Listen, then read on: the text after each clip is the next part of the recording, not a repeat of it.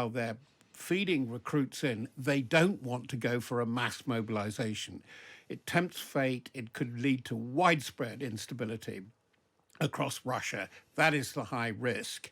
And that they've got a bit of an edge tactically with weaponry over the front line at the moment. They're good with their electronic warfare. They have had a success with their glide bombs, some of their drones, the Lancet particularly, but it's capitalising on that. They don't have mass enough for, I'm talking about the Russians now, for a big breakthrough so they can push along the whole front. And Putin has made it clear that his aim is not only Kharkiv, very big city, the second city, but it's Kiev still, and it's Odessa in the west. And talk to one of our leading strategic and tactical experts about well, the Ukraine war a good amount of the time. And you may have seen the story in Russia. The President Putin's removed his long-term ally, Sergei Shoigu, as defense minister. It's a rare reshuffle. He's going to be replaced by the deputy prime minister, Andrei Belousov. Shoigu is becoming secretary of Russia's Security Council. So a bit of Kremlinological shuffling going on. Let's get the thoughts of Robert Fox, defense editor at the Evening Standard. Hello, Robert. Good to see you. Tell us about the significance of this. You've been at a NATO gathering. Well, 75th anniversary thing. It's about sea power. Naval strategy, preparedness. I must say that they were pretty realistic and level-headed, but they weren't saying that, war is about to break out tomorrow, but we are in a very, very deep crisis. And the general tenor was, and I think, more than half the alliance was represented there, is that actually that it's not getting into the political discussion too much.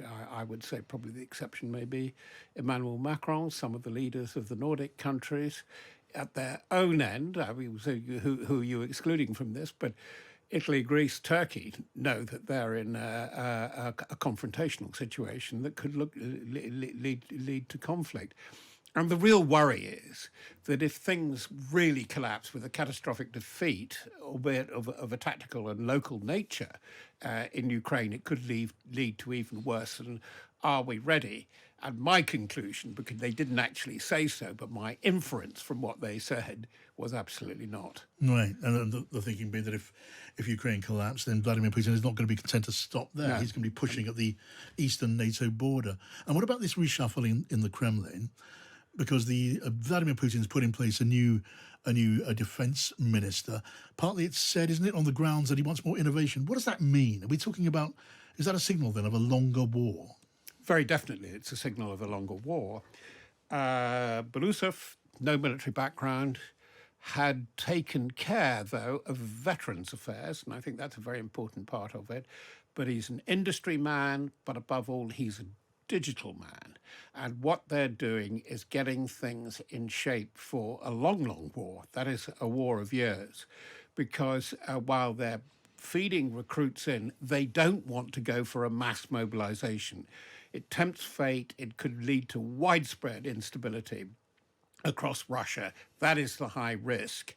And that they've got a bit of an edge tactically with weaponry over the front line at the moment. They're good with their electronic warfare. They have had a success with their glide bombs, some of their drones, the Lancet particularly, but it's capitalising on that. They don't have mass enough for, I'm talking about the Russians now, for a big breakthrough so they can push along the whole front. And Putin has made it clear that his aim is not only Kharkiv, very big city, the second city, but it's Kiev still, and it's Odessa in the west. He wants to reduce Ukraine to a shell or even worse. And that is a signal of this. But the rearrangement of the furniture in the Kremlin is extremely interesting. Right. So if the ground is being laid for a long, slow war of attrition, and you're picking that up at this NATO gathering, they've also got in their minds, haven't they, the possibility of a change of leadership in Washington come November. If Donald Trump becomes the president, he's been boasting about getting it all done and dusted very, very quickly. No chance. He won't get it done and dusted, but the temptation to pull back from Europe is so strong, not only for what Mr. Trump and his supporters have proclaimed, but they're saying, actually, we've got a bigger thing which is boiling up, and I hadn't seen it because I was talking to Navy people right across the piece, is the Pacific and China. And they're setting almost a target, seeing with the Chinese build-up, to 2027. By the way, if there is any kind of standoff and it goes marginally hot between Russia and NATO, the thought is China is bound to come in and exploit it. So while we're talking hot and cold, one of the areas to look at where Russia is going to push because it feels it's squeezed on the seas, and this was a sea conference, is the Arctic. And so we're seeing an arc, pardon the pun, of instability right round from the North Cape, the Arctic, right down through the Baltic, right down through the Mediterranean, down to the Red Sea and the Gulf, the Straits of Hormuz. And don't say that it's not related to a European NATO situation, because, of course, Russian ships have been coming around and exercising with Iranian ships, with Chinese ships, with Indian ships, with Pakistan ships.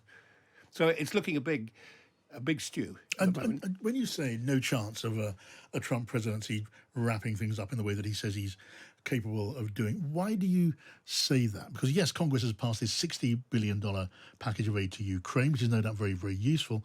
But if the tap was turned off subsequently, it would be very difficult for Ukraine. Or could NATO in Europe step up and fill the vacuum? I think that this is, sorry to quote another publication, the interview with Macron 2 weeks ago in The Economist was very important. I mean, there was a headline stuff in the leader, but it's a 20-page interview. And Macron was saying from two perspectives, Europe isn't ready and it's got to get readier. One was defence, and despite the proclamations of our Prime Minister today, I read right across the civilian administrative class in the UK, defence, don't you hate it? We don't want to go near it, it costs money, oh, isn't it horrible? And the political class, more or less, that I come across, is of the same mind. That's it. And the other bit that Macron was worried about defence, and commercially we are not as competitive, and it puts the UK in the European bloc. The European bloc is not competing with the Chinese, the Eastern bloc, nor with America, and we've really got to get that together. Robert Fox, always great to talk to you. Thank you for coming in.